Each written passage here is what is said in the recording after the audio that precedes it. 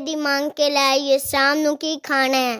ओ वाह मेरे मालका, किन्ना नू महलां विच पिया राज कराना है ते किन्ना नू दर दर पिया पिनाना है। ओ वाह मेरे मालका, तेरी मर्जी हैगी है। चलो जिन्ना किसे कोल माल होएगा उन्ना ही कबर विच जाके हिसाब देना है। या मेरे मालका किसे नेक बंदे दे मत्थे लाई, जेड़ा देवे उसदा भी भला ते जेड़ा ना देवे उसदा भी भला।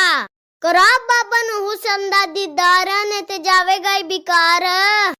शब दा भला ते शब दी खैर। बाबा उस्मान बड़ी दुर्वाया बच्चा, कोई मदद ही कर दियो। बाबा उस्मान माफ करो, कल आया जे। यार तुसी मल्ले आले बड़े बगाड़े सागे जे। साडे कल का दे चक्कर विच इस मल्ले च मेरा ना खल पिया पसिया पिया।